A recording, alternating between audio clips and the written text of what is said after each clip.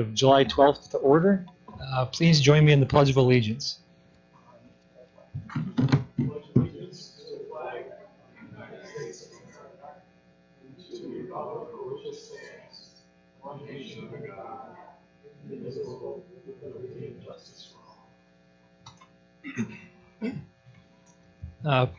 Please call the roll. Alderman Strelchuk? Here. Alderman Bushy? Here. Alderman Meyer? Here. Alderman Hancher? Here. Alderman Garrow? Here. Alderman Parrish? Here. Alderman Schneider? Here. And Mayor Nervin. Here. First up, we have a public hearing, ordinance 2022-1624, ordinance amending Chapter 58 of the Mequon Municipal Code to rezone a property located on the north side of Donges Bay, approximately 800 feet west of Wauwatosa Road, from R3C2 to R3C2 with the transfer of development rights and PUD overlay to allow for a 17-lot single-family cluster development. This is recommended by the Planning Commission on May 23rd. First reading at Common Council on June 14th, just a month ago. Is there a motion to go into public hearing? Move to go into public hearing. A motion and a second to go into public hearing. All those in favor, please say aye. Aye. Aye. We are in public hearing. Is there any comment on this item from the public? Hearing none, is there a motion to close public hearing? Move to close public hearing. Second. The motion and a second to close the public hearing. All those in favor say aye. Aye. We are back as the council. And we'll take up this ordinance for consideration immediately. Is there a motion or to approve? Motion to approve ordinance 2022-1624. We have a motion. Is there a second? We need a second. I'll second. Okay, well, there's a second.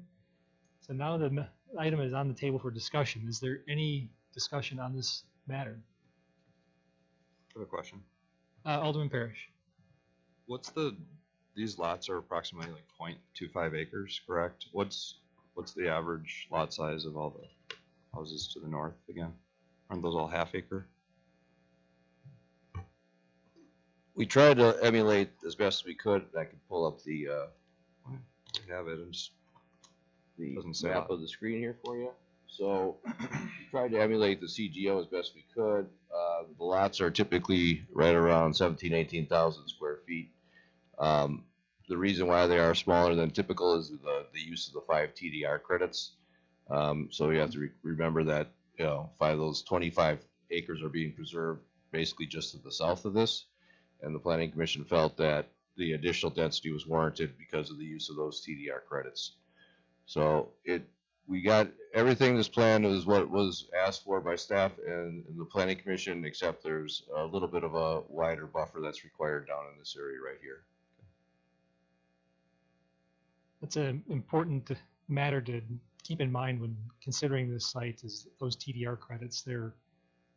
This consumes 5 of the remaining 6. So there'll only be 1 left after this is done. But those credits were granted in exchange for preserving land elsewhere. So we need to use them or we're not holding up our end of the bargain.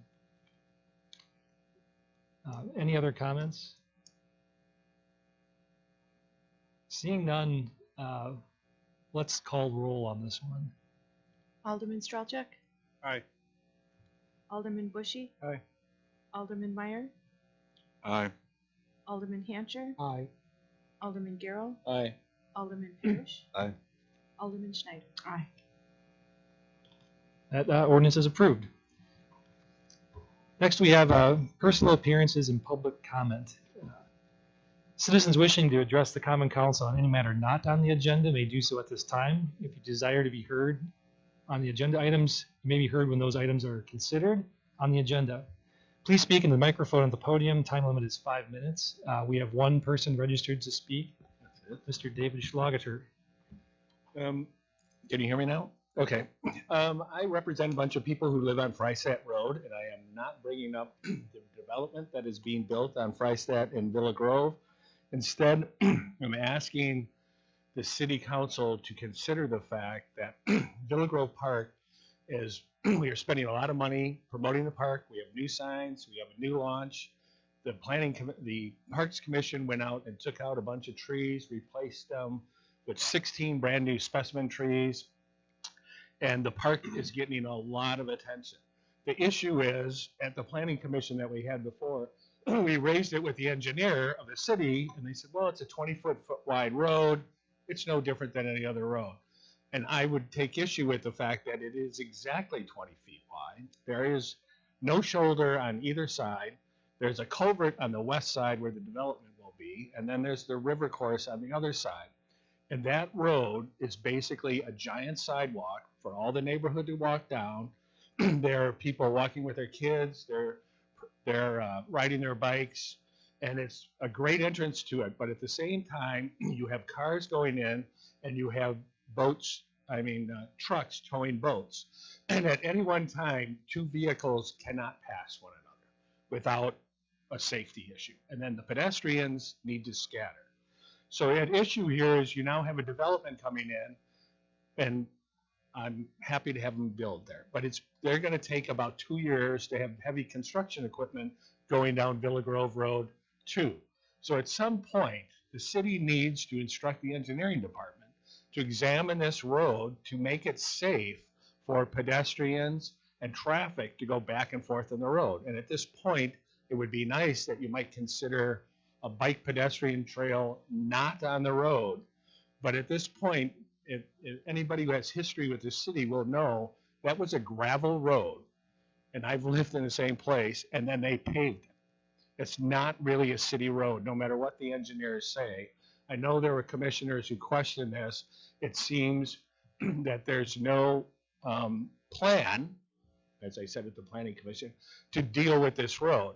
And I would say you probably need to deal with this 2 years down the road, but I would like the city council to at least instruct the engineering department to start an investigation into improvements on this road. Because right now, it is a risk to pedestrians to be walking up and down that road on a daily basis. And that's all. Thank you, Mr. Schlager. Next, we have public officials reports. I have none. The city administrator has a rather important one to make. Thank you, Mayor, members of the council. A couple of items tonight. First off, last month, as noted in the weekly update, the city received the Distinguished Budget Presentation Award from the Government Finance Officers Association. Within the awards program, the annual budget must be rated proficient in 14 criterion across 4 categories.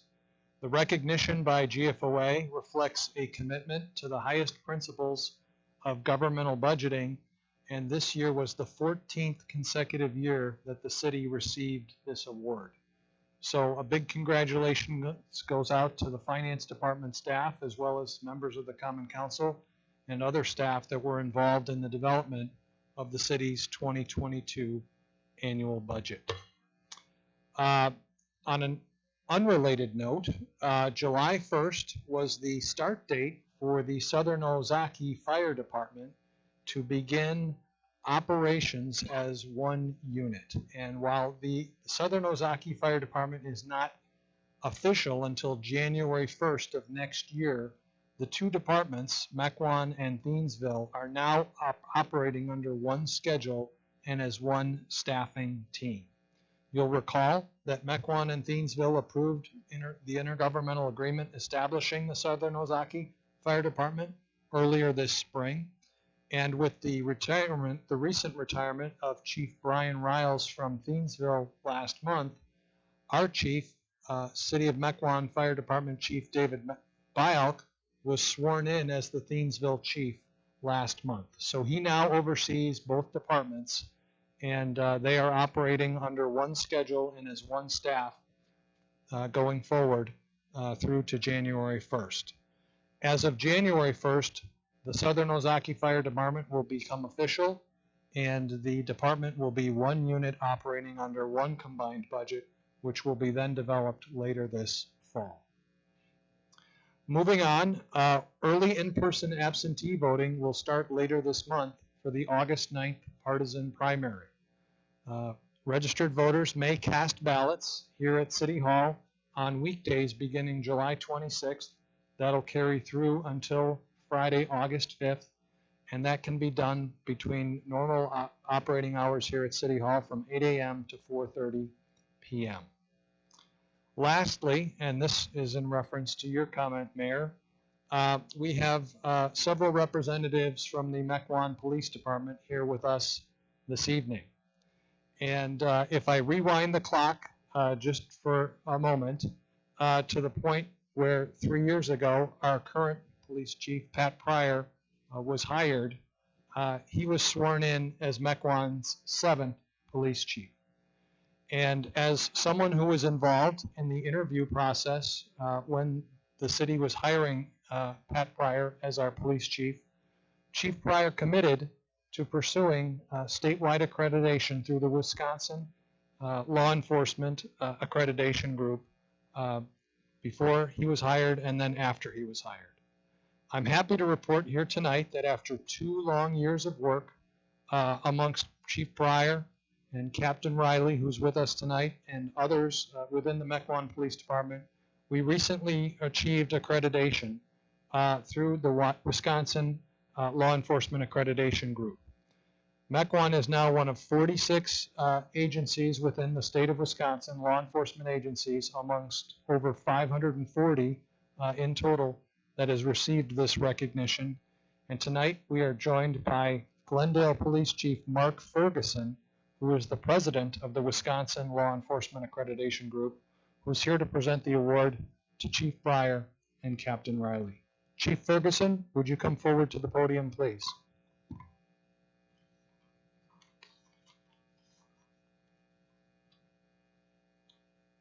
Good evening, Mayor Nurban and council members.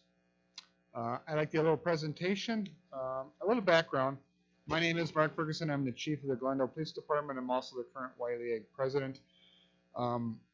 Wiley Ag is a Wisconsin Law Enforcement Accreditation Group. A little background on accreditation so you get an understanding of what the Mequon Police Department really had to go through.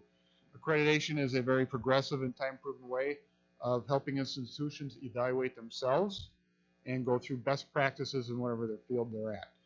The Wisconsin Law Enforcement Accreditation Group was developed through an initiative of the Wisconsin Chiefs of Police Association and started back in 1996. The basis of our standards came from CALEA, which is the national method, or the national standards.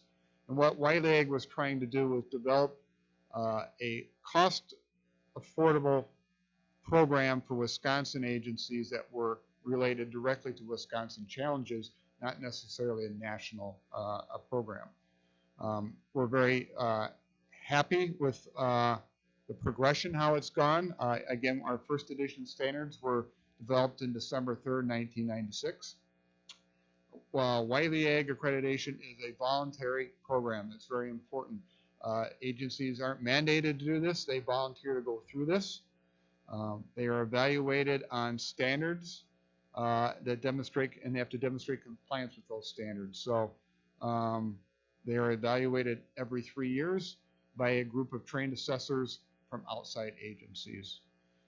The 5th edition standards, which Wiley Ag, or which Mequon went through this time, contain 242 standards, which also includes 602 separate dimensions. So there are 602 specific items that the Mequon Police Department have a policy on and demonstrate proof of compliance that they follow that every 3 years in that regard the best practices in policy and procedure, administration, operations, and support services. So it's a lot of work. My agency has been accredited for quite a few years. It is not a one and done. It is not something that you assign someone to do for a couple weeks to get it done. It is a continuous operation. One of the nice things about accreditation, and I like to tell people about, is it's not just a policy manual, that you actually have to prove that you're doing what you say you do every year. So that's a lot of work to gather those proofs. But from an organizational point of view, it is excellent opportunity for you to make sure that you're doing the right thing, that your people are following your best practices, and that you're moving forward and always staying ahead of the curve. So It's a very time-consuming, a very difficult program, but it reaps a lot of benefits for the agency. A couple of the benefits of accreditation: it does promote excellence and professionalism within law enforcement and their own agency. It's an enhanced sense of professionalism and pride for the agency personnel. There's confidence that your agency is functionally compliant with their standards through an independent review and evaluation. There's confidence that your agency is well managed and has best practices in their policies and procedures. And those best practices can help reduce liability and may actually give you a savings on your insurance costs. It's also it's a good network and collaboration with other agencies throughout the state that are following the same best practices. As you alluded to before, this is not an easy process. Mequon is one of, it's actually, we have two programs, but one of 41 agencies in the state that have achieved full accreditation, and there are 564 law enforcement agencies. So it is definitely the cream of the crop to be able to get that. It's a lot of work. They spent a lot of work doing this, and excited that they were able to do it. They had a Wiley Ag assessment, on-site assessment on April 5th through 7th, in which we had 3 trained assessors come in and spend 3 days with the Mequon Police Department, in which we looked at all their policies and their procedures for the standards. We made sure they had all their proofs of compliance. We rode along with them. We talked to the employees. It wasn't just a paper review. We kind of turned their department upside down, and they did an excellent job. The team leader writes a report and does a presentation in front of the Wiley Ag board. And on June 17th of this year, the Wiley Ag board did approve to accredit the Mequon Police Department for a 3-year term under the 5th edition. They receive their status award. They get their nice certificate. They will also be recognized with the other agencies that receive accreditation at the Chiefs Winter Conference, which is the biggest conference for the Chiefs of Police in the state of Wisconsin. So they get some more recognition from there. And the good news for them is that we're always developing our new standards. They get to start right away on the 6th edition standards, which they used to have to worry about 602 things to work on. Now they have 262 standards and 655 actual dimensions to work on. So the standards grow, they get continuous, they get better, and so the job ahead of them continues, and I feel very confident that they will be up to the task and do a good job. So congratulations, Chief. Thank you.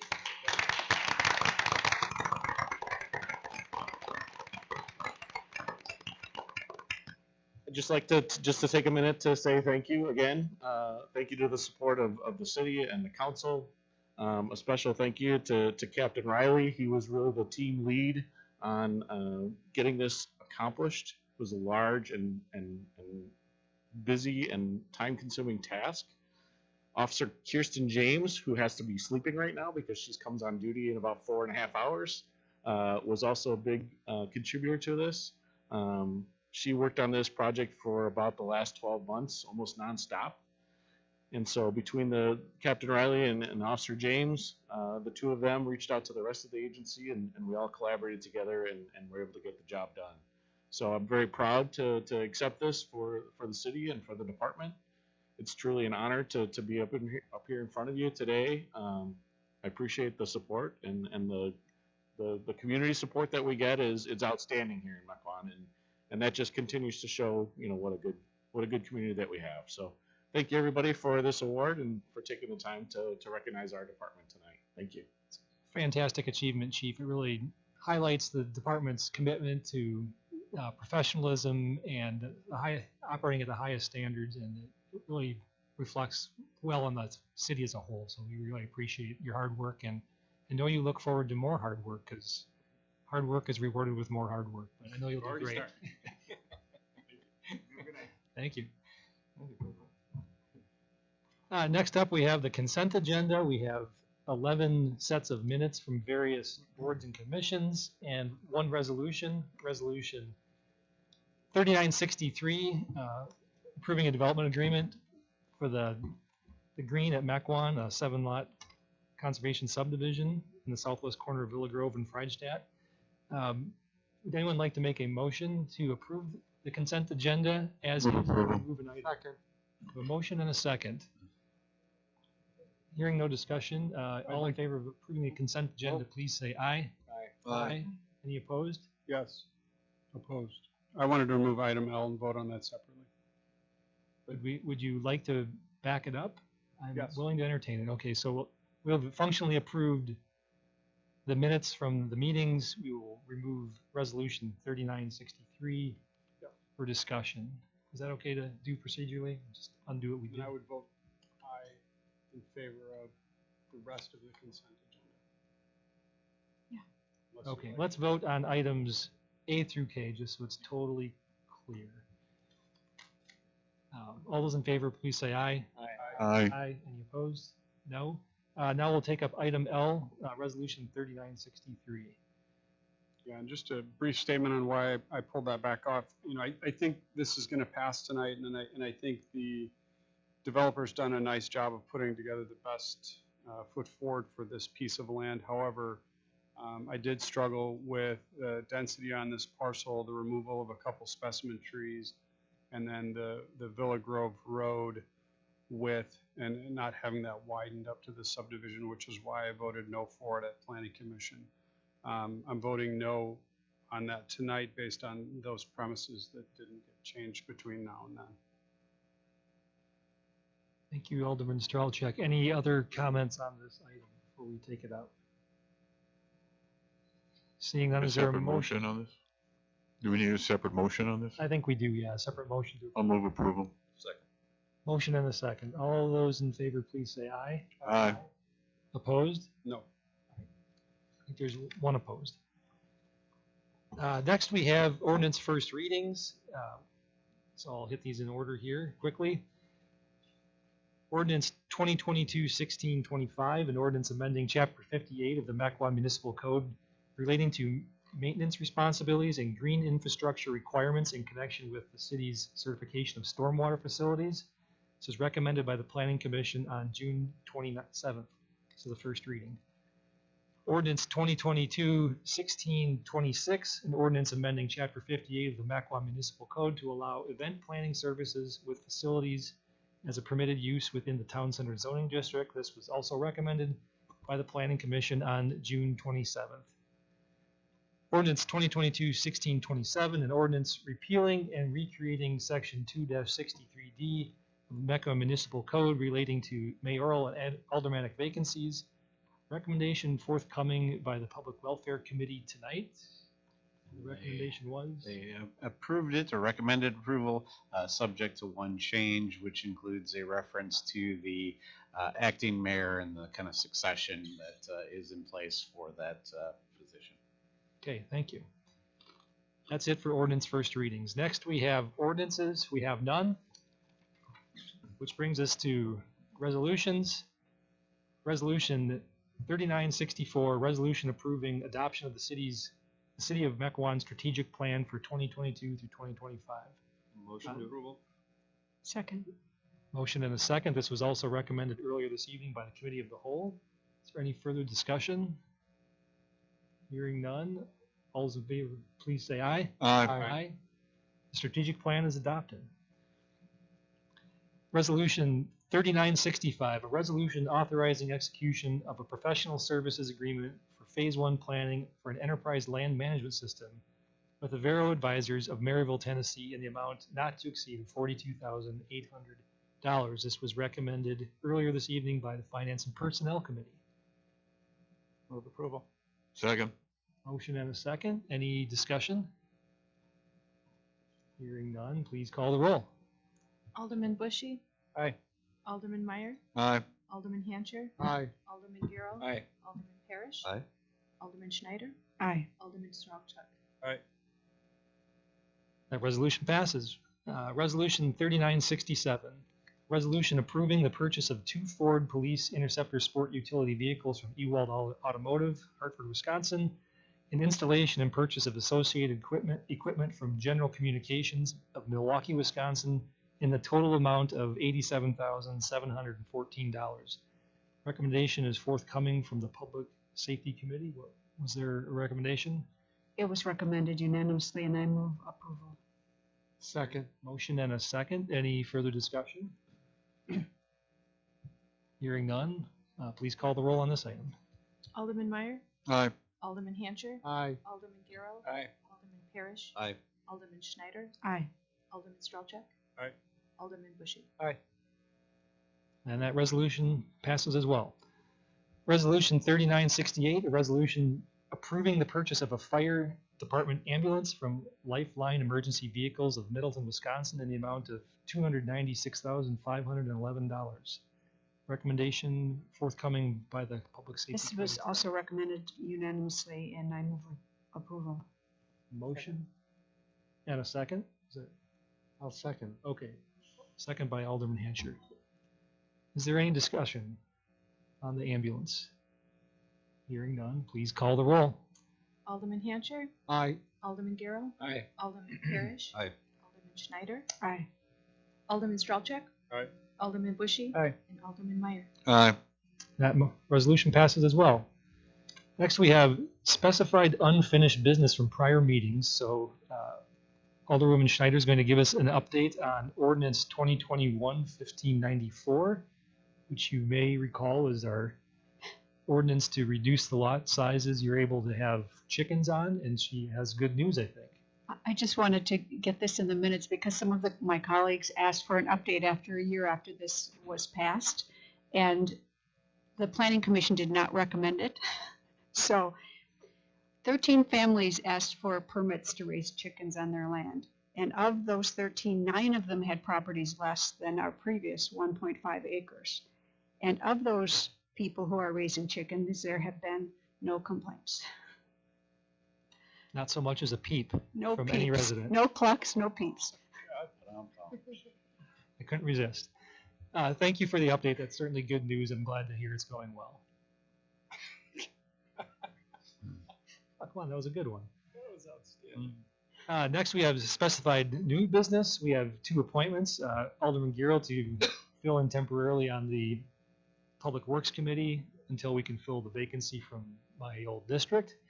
And appointment of Bruce Barnes to be the 4th alternate on the Planning Commission. Is there a motion? Do you need those in one or 2 motions? You can do them together if you'd like. I'll make a motion to approve both of those. I'll second. Motion and a second. Don't you have to recuse yourself? I'm just kidding. Alderman Parrish.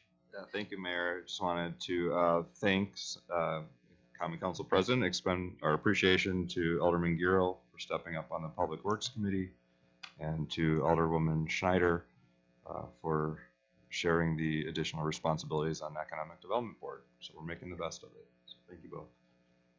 Fantastic. There's a motion and a second.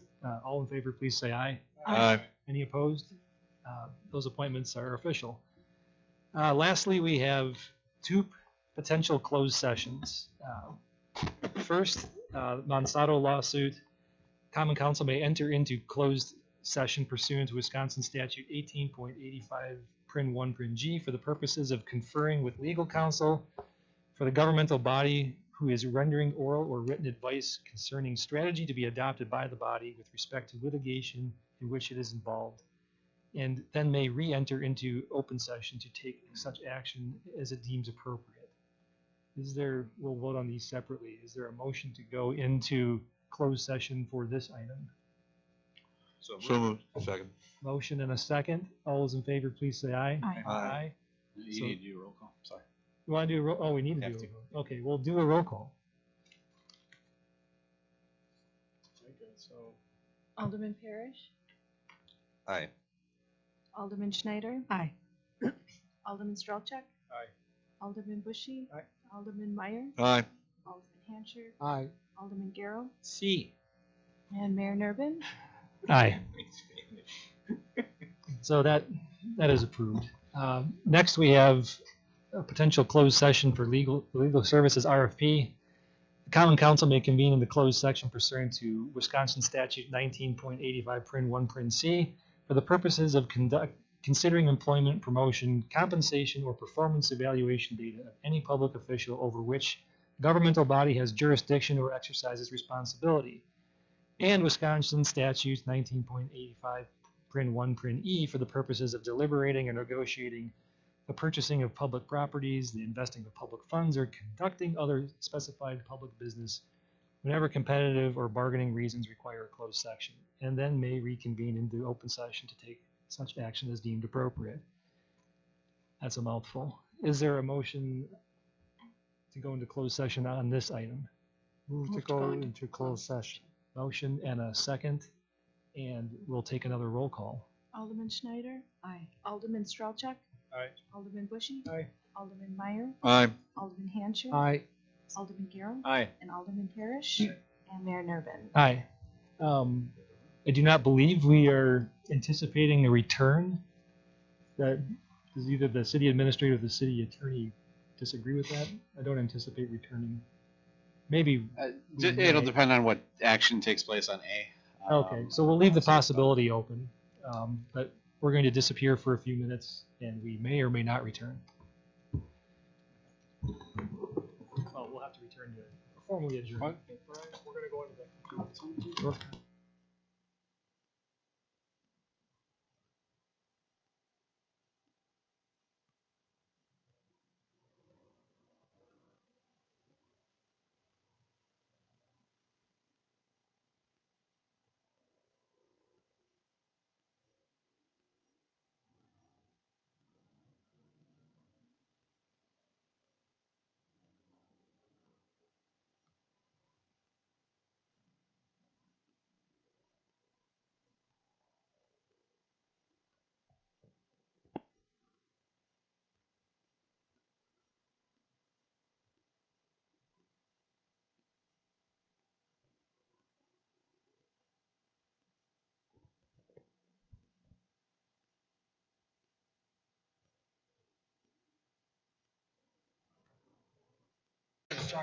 We vote to go back into open session, or is it just assumed that we will?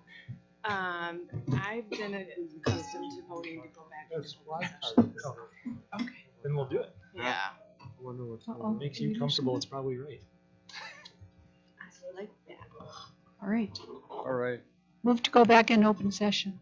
Second. We have a motion and a second to go back into open session. I think we should call the roll on this too.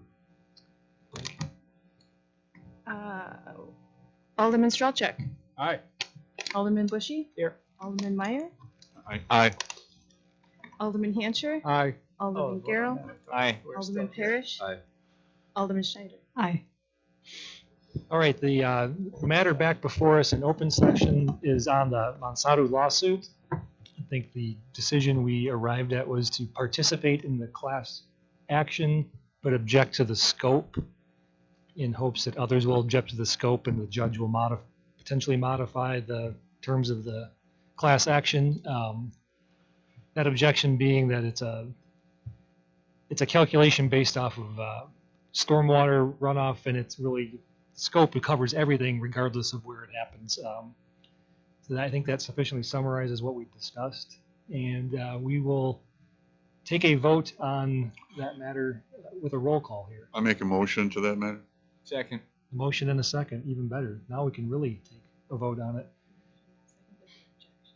With the objection, yeah, as With the form probably written poorly objection. stated by me. Staying in the class, but objecting to the settlement, terms of the settlement. And authorizing the city attorney to draft that. Correct. Correct. Put back as needed. So we have a motion and a second. Any further discussion on the outside? Hearing none, let's call the roll. Alderman Bushy, Change my here to an aye. Alderman Meyer, Aye. Alderman Hancher, Aye. Alderman Garrow, Aye. Alderman Parrish. Aye. Alderman Schneider, Aye. Alderman Strelchuk. Aye. That matter passes. We just need one more motion. Move to adjourn. Second. Motion and a second. All those in favor, please say aye. Aye. We are adjourned. Good night, everyone.